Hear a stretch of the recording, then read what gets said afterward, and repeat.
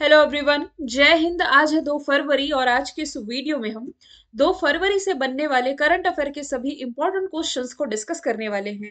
कल यानी कि 1 फरवरी को हम लोगों ने पढ़ा था कि अब से हर महीने बेरोजगारी भत्ता युवाओं को देगी छत्तीसगढ़ गवर्नमेंट। कितना देगी अभी ये फिक्स नहीं हुआ है। आईएमएफ ने अपनी वर्ल्ड इकोनॉमिक आउटलुक रिपोर्ट प्रकाशित की है जिसमें कि अनुमानित वृद्धि दर भारत की इस साल के लिए इसने 6.1% फोरकास्ट की है।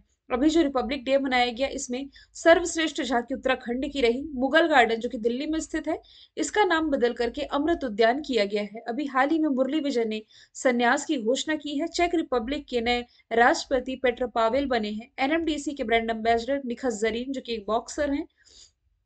और आंध्र प्रदेश की नई राजधानी विशाखापट्टनम होगी। हाल ही में लॉन्च भारत की पहली इंट्रानेजल कोविड वैक्सीन का नाम है इनकोवैक। ये सभी क्वेश्चंस हम लोगों ने कल पढ़ लिए थे और इसका क्विज आप लोगों ने सॉल्व किया था मेरे टेलीग्राम चैनल पर। टेलीग्राम में आप जाइए, कल्याणी मैम ऑफिशियल सर्च कीजिए और बाद में कॉपीराइट का साइन। तो यही मेरा ऑफिशियल चैनल है जिसमें आप लोगों को डेली की क्विज और पीडीएफ मिल जाया करेगी। अच्छा, वीडियो शुरू करने से पहले एक इंपॉर्टेंट जानकारी दे दूं। खान सर के एप्लीकेशन पर अभी देखिए बीपीएससी फरवरी में एग्जाम है, मार्च में फिर अपकमिंग जितने भी एग्जाम है ना, अभी आप लोग देख रहे होंगे लास्ट 1 वीक से मेरी कोई भी क्लास वहां नहीं हुई है। रीजन मैं आप लोगों को बता देती हूँ। अभी एक नया सेटअप लग रहा है। सेटअप आप लोगों के भलाई के लिए ही है। मतलब कि ऐसा सेटअप जिससे कि मैं आप लोगों की लाइव क्लास ले सकूँ, आपके जो भी डाउट्स है ये सॉल्व करवा सकूँ।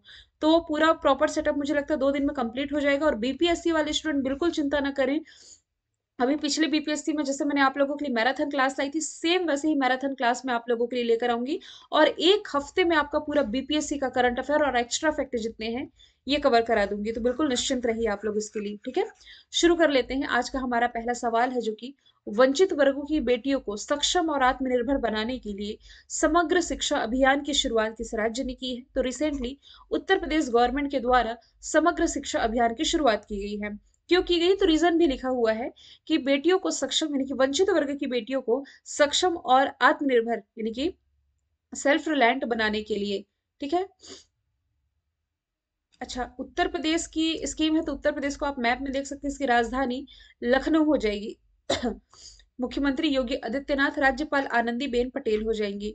और यहाँ के जो मुख्य न्यायाधीश है राजेश बिंदल है। राज्य की पशु बारहसिंगा है। राज्य की पक्षी सारस है। राज्य की पुष्प पलास है। राज्य की वृक्ष अशोक है। भारत में सबसे ज्यादा लोकसभा सीटें उत्तर प्रदेश से आती है। 80 राज्यसभा सीटों की संख्या यहाँ से 31 है। वैसे यहाँ जो इंपॉर्टेंट नेशनल पार्क है ये है दुधवा, पीलीभीत, अमनगढ़। ये तीन तो आप लोगों को याद ही था। याद करो चौथा। तो उत्तर प्रदेश का जो चौथा टाइगर रिजर्व है ये रानीपुर वाइल्ड लाइफ सेंचुरी है। ठीक है, ये बनने जा रहा है। और यही Ranipur wild life sanctuary Bharat का 53वां टाइगर रिजर्व बना है। उत्तर प्रदेश के कुछ करंट अफेयर के फैक्ट यदि हम डिस्कस करें तो 13 एक्सप्रेस वे वाला भारत का पहला राज्य उत्तर प्रदेश ही है। Recently prime minister Narendra Modi ने यहाँ बुंदेलखंड एक्सप्रेस वे का भी उद्घाटन किया था। सबसे ज्यादा अमृत सरोवर बनाने का रिकॉर्ड किसने बनाया है, तो उत्तर प्रदेश ने बनाया है। आप लोगों को यहाँ कहीं आगरा दिख रहा है, ये है आगरा। आगरा क्यों चर्चे में है, पढ़ाया था मैंने। देखिए, आगरा यमुना नदी के किनारे बसा हुआ है, ठीक बात है। यहाँ ना वैक्यूम आधारित सीवर सिस्टम का इस्तेमाल करने वाला भारत का जो पहला शहर है ना, ये यही आगरा बना था। फिर अमेठी भी आप लोगों को याद आनी आ जानी चाहिए। अमेठी से कुछ याद आ रहा है आप लोगों को, मैंने करंट अफेयर में ही पढ़ाया था आप लोगों को। यहाँ लिख देती हूँ अमेठी और इसके आगे लिख देती हूँ AK-203। AK-203 असॉल्ट राइफल, इसका जो निर्माण है अमेठी में किया जाएगा। इसकी फैक्ट्री चर्चे में थी। फैक्ट्री का नाम है कोरबा ऑर्डिनेंस फैक्ट्री। ठीक है। अदर ऑप्शन के बारे में यदि हम डिस्कस करें, चलो उत्तर प्रदेश से ही एक योजना रिलेट करो, one district one product scheme. जबकि वन ब्लॉक वन प्रोडक्ट ये हरियाणा का है। राजस्थान में चिरंजीवी स्वास्थ्य योजना जो कि राजस्थान सरकार की सबसे बड़ी स्वास्थ्य योजना में इसका नाम शामिल है। गुजरात सरकार वतन प्रेम योजना। अगले प्रश्न की तरफ चलते हैं। हाल ही में किस राज्य के मुख्यमंत्री शिवराज सिंह चौहान ने लाडली बहिना योजना की शुरुआत की। मैंने आपको काफी बार बता रखा है कि लाडली लक्ष्मी योजना ये मध्य प्रदेश सरकार की ही पहल थी जो कि 2007 में शुरू की गई थी। इसी का दूसरा चरण है जो लाडली लक्ष्मी योजना का, ये लाया गया पिछले साल 2021-22 में लाया गया था ये, है ना। और अब इसी के तर्ज पर लाडली बहिना योजना की शुरुआत की गई है मध्य प्रदेश गवर्नमेंट के द्वारा। लाडली लक्ष्मी 2 योजना के बाद लाडली बहना योजना चर्चे में है। इस योजना के अंतर्गत प्रदेश के सभी वर्ग की महिलाओं को सरकार 1,000 रुपये महीना देगी, जबकि महिलाओं को 12,000 रुपये प्रदान किए जाएंगे। ठीक है, तो यहाँ महिलाओं और लड़कियों दोनों को यहाँ ध्यान केंद्रित करते हुए इन्हें आर्थिक रूप से सक्षम बनाने के लिए इन्हें फाइनेंशियली सपोर्ट कर रही है मध्य प्रदेश गवर्नमेंट। मध्य प्रदेश की राजधानी हो जाएगी भोपाल। भोपाल में स्थित है भारत का पहला ई कचरा क्लिनिक और भारत का पहला वर्ल्ड क्लास रेलवे स्टेशन, जिसे आप कमलापति रेलवे स्टेशन के नाम से जानते हैं। अच्छा, भोपाल रेलवे स्टेशन को ही अभी हाल ही में FSSAI के द्वारा ईट राइट स्टेशन का टैग मिला। हालांकि ईट राइट स्टेशन का टैग बाद में फिर वाराणसी को भी मिला था। अब हम मध्य प्रदेश के कुछ शहरों के करंट अफेयर डिस्कस करेंगे, जैसे कि इंदौर। ये भारत की पहली कौन सी सिटी है? स्वच्छ सिटी तो आप जानते ही हैं कि भारत का लगातार 6वीं बार सबसे स्वच्छ शहर है। भारत की पहली एड्रेस सिटी ये इंदौर है, इतना मालूम है आपको। और चलो, कहीं पर मंडला दिख रहा होगा, ये है मंडला। क्या पढ़ा था हम लोगों ने? भारत का पहला आदिवासी साक्षर जिला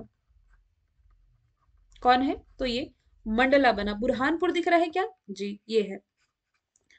हर घर जल राज्य जल जिला भारत का पहला हर घर जल जिला बना। पहला हर घर राज्य तो गोवा है, आपको ये मालूम है। फिर खंडवा यहाँ दिख रहा होगा। खंडवा में नर्मदा नदी पर फ्लोटिंग सोलर प्लांट, जो कि सबसे बड़ा सोलर प्लांट होगा फ्लोटिंग तैरता हुआ पूरी दुनिया का, नर्मदा नदी पर। केरल की एक स्कीम, ये तो काफी बार बता रखा है मैंने, one school one IAS scheme. Tamil Nadu ऊर्जा द्वीप बनाने जा रहा है। इसके लिए इसने डेनमार्क के साथ समझौता किया। भारत का पहला ऊर्जा द्वीप अरुणोदय योजना, इसका दूसरा चरण शुरू कर दिया है असम गवर्नमेंट ने। अगला प्रश्न, आर्थिक सर्वेक्षण 23-24 में भारत की अर्थव्यवस्था कितने प्रतिशत, मतलब ग्रोथ रेट क्या रहने का अनुमान है? 6.5%। देखिए, अब जो इकोनॉमिक सर्वे है ना, इसके कुछ फैक्ट हैं, इकट्ठा रखूंगी तो आपको याद नहीं होंगे। डेली हम क्या करेंगे, दो दो क्वेश्चन पिक कर लेंगे और उसके बारे में डिटेल में डिस्कस कर लिया करेंगे, तो आप लोगों को याद करने में भी आसानी रहेगी। इसमें क्या होते हैं ना, कुछ आंकड़े आपको याद रखने पड़ते हैं। आंकड़ों की अब कोई ट्रिक होती नहीं, आप लोगों को याद करनी ही पड़ेगी। ऐसे पिछला रिवीजन करते चलोगे ना तो याद आ जाएगा। जैसे कि मैंने आपको क्या बताया था कि IMF ने एक global world economic outlook report release की है। ग्लोबल नहीं, वर्ल्ड इकोनॉमिक आउटलुक रिपोर्ट कौन रिलीज करता है? IMF के अकॉर्डिंग भारत की जो अनुमानित वृद्धि दर है ये 6.1 रहेगी। ये कल मैंने बताया है ना, तो इसमें थोड़ा सा प्लस कर दो तो 6.5 अकॉर्डिंग टू अभी जो इकोनॉमिक सर्वे पेश हुआ है इसके अनुसार। ठीक है, ये भी याद रखेंगे। ठीक है, निर्मला सीतारमण वित्त मंत्री हमारी, ये मालूम है आप लोगों को। और अच्छा, बजट का भी डिस्कशन आएगा, तो बजट का उल्लेख, बजट का मतलब वैसे होता है चमड़े का थैला। भारतीय संविधान में कहीं भी इसका उल्लेख नहीं है, है ना, किसी आर्टिकल में नहीं है। और सबसे ज्यादा बार बजट पेश करने वाले जो व्यक्ति हैं मोरारजी देसाई हैं। और सबसे अधिक समय तक भाषण देने का रिकॉर्ड निर्मला सीतारमण के नाम है। स्वतंत्र भारत का पहला बजट ये षणमुखम सेट्टी ने पेश किया था। ये बेसिक चीजें मुझे लगता है आपको मालूम होगी। इसमें आंकड़े याद रखना, 6.5%। इंटरपोल का तीसरा यंग ग्लोबल पुलिस लीडर्स कार्यक्रम 2023 का आयोजन कहाँ किया गया? तो इसका आयोजन भारत में किया गया। भारत में भी कहाँ? तो दिल्ली में इसका आयोजन किया गया। इसका मेन पर्पस है सार्वजनिक पुलिस के साथ साथ अंतरराष्ट्रीय पुलिस बलों के बीच में विश्वास पैदा करना। तो ये young global police leader summit था। आप लोगों को मालूम होगा कि अभी जो 90वीं बैठक थी ना इंटरपोल की, इंटरपोल के बारे में काफी बार मैंने बताया कि दुनिया का सबसे बड़ा पुलिस ऑर्गेनाइजेशन है ये। इसकी स्थापना 1930 में हुई, लियोन फ्रांस में हेडक्वार्टर है। अहमद नासार अल रईसी इसके अध्यक्ष और मेंबर कंट्री इसकी 195 है। होस्ट किए जाने की बात की जा रही है, तो इस साल का जो, गलत लिख दिया मैंने, इस साल का जो COP28 होगा, UAE आयोजित करेगा। इस साल का जो ब्रिक्स रहेगा, ब्रिक्स समिट, ये होस्ट करेगा साउथ अफ्रीका, जबकि इस साल का G20 होस्ट करेगा भारत। और वैसे अभी G7 जो था 2022 वाला, ये होस्ट किया था जर्मनी ने। अगला प्रश्न है, Gujarat ports infrastructure company limited ने गुजरात मैरीटाइम क्लस्टर का पहला CEO किसे बनाया है? तो गुजरात मैरीटाइम क्लस्टर के पहले CEO बन गए हैं माधवेंद्र सिंह। ठीक है, तो गुजरात मैरीटाइम क्लस्टर है जो GMC, ये देश में अपनी तरह का पहला कमर्शियल मैरीटाइम क्लस्टर है, जिसका उद्देश्य अंतरराष्ट्रीय मानकों की समुद्री सेवाओं के लिए एक केंद्र बनाना है। GMC यानी कि गुजरात मैरीटाइम क्लस्टर गांधीनगर स्थित गिफ्ट सिटी के बारे में मैंने आपको बताया भी है। फाइनेंस टेक सिटी, डिस्कशन तो किया था मैंने, इसकी फुल फॉर्म याद नहीं आ रही है।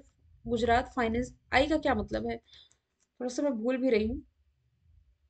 फुल फॉर्म कभी कभी भूल जाती हूँ। देखिए ऐसा नहीं कि इंसानी दिमाग है तो सारी चीजें याद रही मुझे। चलिए याद आएगा तो बताऊंगी मुझे। हाँ, तो गिफ्ट सिटी में समुद्री शिपिंग और रसद सेवा प्रदाताओं का एक बड़ा तंत्र ये स्थापित करना चाहता है। ठीक है। और इसके सीईओ कौन बने हैं? माधवेंद्र सिंह। अच्छा देखो याद आ गया, Gujarat international finance tech city, ये हो गया इसका फुल फॉर्म। अब रवि कपूर ये किसके पहले सीईओ है? संसद टीवी के। परमेश्वरन अय्यर ये वर्तमान में किसके सीईओ है? नीति आयोग के सीईओ है। सुंदर रमन राममूर्ति ये वर्तमान में किसके सीईओ हैं? वर्तमान में कुछ समय पहले ही बनाए गए हैं बॉम्बे स्टॉक एक्सचेंज के। अगला प्रश्न है। अब देखिए स्टार्टिंग के दो क्वेश्चन मैंने लिखे किससे? योजनाओं से। फिर ये इकोनॉमी वाला सवाल, फिर एक समिट वाला ऐड किया। अब इसमें दो तीन आपको अपॉइंटमेंट के मिलेंगे। लगभग हर तरह के क्वेश्चन मैं पिक करने की कोशिश करती हूँ आप लोगों के लिए। तो वाहन निर्माता कंपनी है टोयोटा मोटर्स कॉर्पोरेशन, टीएमसी, इसके सीईओ कौन बने हैं? तो कोजी सातो ये टीएमसी के सीईओ बने हैं। टाटा मोटर कॉर्प की स्थापना 1937 में हुई, मुख्यालय इसका जापान में है। किचिरा टोयोडा इसके संस्थापक थे। अरविंदा कृष्णा भारतीय मूल के हैं, आईबीएम के सीईओ हैं। सत्या नडेला माइक्रोसॉफ्ट के हैं, ये भी भारतीय मूल के हैं। और एनडी जेसी ये वर्तमान में जो दुनिया की सबसे बड़ी ई कॉमर्स कंपनी है अमेजोन, इसके सीईओ हैं। अमेजोन जो कि दुनिया का सबसे मोस्ट वैल्यूएबल ब्रांड बना है एप्पल को पीछे छोड़ते हुए। अगला प्रश्न भी अपॉइंटमेंट का है कि तेलंगाना की मुख्य सचिव कौन बनी है? पहली महिला महासचिव यहाँ की शांति, मुख्य सचिव शांति कुमारी बन गई है। तेलंगाना जो कि 2 जून 2014 को भारत का 29वां राज्य बना था, लेकिन अब भारत में राज्यों की संख्या 28 है, ये याद रखेंगे, क्योंकि जम्मू कश्मीर और लद्दाख ये अब यूटी बन चुके हैं। राजधानी हैदराबाद है, मूसी नदी के किनारे बसा हुआ है। माइक्रोसॉफ्ट के द्वारा सबसे बड़ा डेटा सेंटर भारत का इसी हैदराबाद में स्थापित किया जाएगा। भारत का पहला जो गोल्ड एटीएम है ना, ये इसी हैदराबाद में स्थापित किया गया है। के चंद्रशेखर राव राज्यपाल तमिलिसाई सौंदराजन। यहाँ का जो पोचमपल्ली गांव है, पोचमपल्ली पिछले साल से United Nation World Tourism Organisation के द्वारा सर्वश्रेष्ठ पर्यटन गांव के रूप में चुना गया था। सबसे ज्यादा ओपन डिफिकेशन फ्री ओडीएफ गांवों की संख्या सबसे ज्यादा कहाँ है? तो ये तेलंगाना में है। रामप्पा टेम्पल आप लोगों को याद होगा, भारत का 39वां रामसर नहीं, माफ कीजिएगा, भारत का 39वां विश्व विरासत स्थल जिसे यूनेस्को के साइट में शामिल किया गया। 40वां तो गुजरात का धौलावीरा है। हिमा कोहली, कहली नहीं कोहली होगा। तो ये जो आंध्र प्रदेश की राजधानी क्या है? हैदराबाद। तो तेलंगाना हाई कोर्ट की पहली मुख्य न्यायाधीश जस्टिस हिमा कोहली थी। Soma Mandal steel authority of India limited SAIL की पहली महिला अध्यक्ष।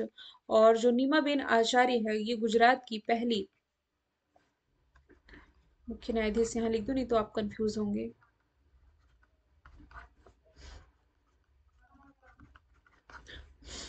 गुजरात की पहली महिला विधानसभा अध्यक्ष कौन थी? नीमा बेन आचार्य थी।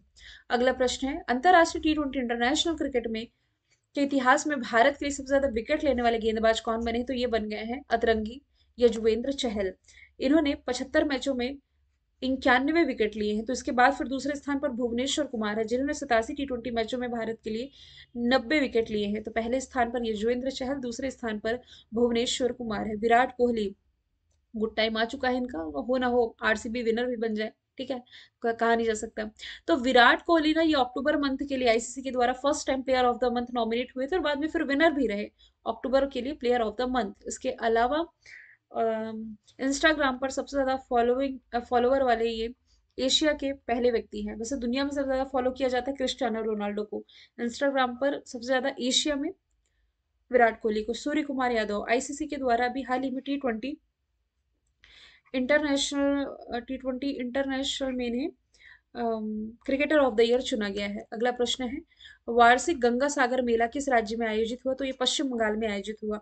ये क्वेश्चन ऐड करने में थोड़ा मैं लेट हो गई हूँ। देखिए ये जो मेला है ना, ये कुंभ का मेला, आप जानते ही हैं कुंभ का महोत्सव कितने धूमधाम से मनाया जाता है। लाखों की पब्लिक इसमें इकट्ठा होती है स्नान के लिए, गंगा स्नान के लिए। अच्छा, कुंभ के मेले का क्यों लिख रही हूँ मैं? कुंभ के मेले के बाद सबसे ज्यादा जो बड़ा मेला जिसमें कि लाखों श्रद्धालु इकट्ठा होते हैं, ये होते हैं इसी मेले में, जिसका नाम क्या है? गंगा सागर मेला कहाँ आयोजित किया गया? पश्चिम बंगाल में। पश्चिम बंगाल की राजधानी कोलकाता है। कोलकाता में इस साल के अंत तक भारत की पहली अंडर वाटर मेट्रो ट्रेन ये चलाई जाएगी। मुख्यमंत्री यहाँ की ममता बनर्जी, राज्यपाल सीवी आनंद घोष हैं और भारत का दूसरा पनडुब्बी संग्रहालय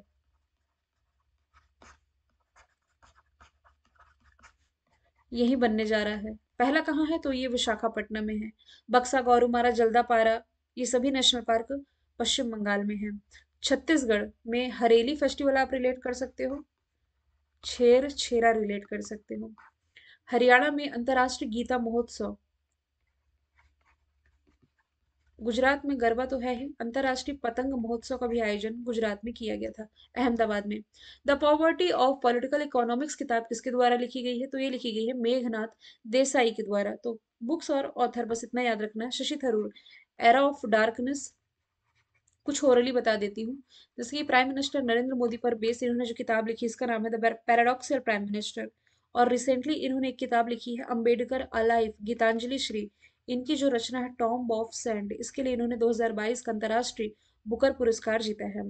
एक महारानी बुक है, ये रस्किन बॉन्ड के द्वारा लिखी गई है। रस्किन बॉन्ड ने 60 से ऊपर किताबें लिखी हैं, जिसमें द ब्लू अम्ब्रेला है, एंग्री रिवर है ना, ये सभी हैं। अगला प्रश्न है, भारतीय वायुसेना के उप प्रमुख कौन बने? तो रिसेंटली अमनप्रीत सिंह ये उप प्रमुख बन गए हैं। प्रमुख तो आप जानते हैं विवेक राम चौधरी हैं। तो भारतीय वायुसेना की स्थापना 8 अक्टूबर 1932 में हुई, नई दिल्ली में हेडक्वार्टर। इंडियन एयरफोर्स डे 8 अक्टूबर को मनाया जाता है। इसका जो आदर्श वाक्य है, गर्व के साथ आकाश को छूना, touch the sky with glory. Bharat के वर्तमान में सीडीएस अनिल चौहान है। वायुसेना प्रमुख विवेक चौधरी है। और थल सेना के प्रमुख कौन हो जाएंगे इंडियन आर्मी के? मनोज पांडे। अगला प्रश्न है, अभी हाल ही में रेलवे ने वेटिंग लिस्ट को ठीक करने के लिए किस आर्टिफिशियल इंटेलिजेंस प्रोग्राम का सफलतापूर्वक परीक्षण किया है? तो आइडियल ट्रेन प्रोफाइल एक आर्टिफिशियल इंटेलिजेंस प्रोग्राम है। इसे विकसित किया गया है किसके द्वारा? क्रिस क्रिस यानी कि centre for railway information system के द्वारा।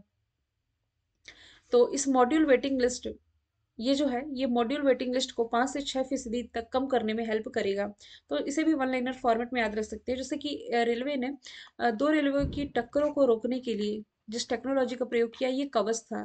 फिर निंजा ड्रोन यात्रियों की सुरक्षा और रेलवे परिसंपत्तियों की सुरक्षा के लिए रेलवे ने निंजा ड्रोन डेवलप किया था। रेल मंत्री भी यहाँ से याद रख सकते हैं, कौन हो जाएंगे? अश्वनी वैष्णव। भारत की पहली किसान रेल महाराष्ट्र की देवलाली से बिहार के दानापुर के बीच चलाई गई 8वीं वंदे भारत ट्रेन विशाखापट्टनम से सिकंदराबाद को कनेक्ट करेगी। वायुसेना के दो ऑपरेशन आप लोगों को याद रख लेना है। गंगा यूक्रेन से भारतीयों को लाने के लिए, ऑपरेशन देवी शक्ति अफगानिस्तान से भारतीयों को लाने के लिए। ठीक है। अब रेलवे के भी दो ऑपरेशन, आहट मानव तस्करी रोकने के लिए, अमानत खोए पाए सामान की प्राप्ति के लिए, सामान की प्राप्ति के लिए।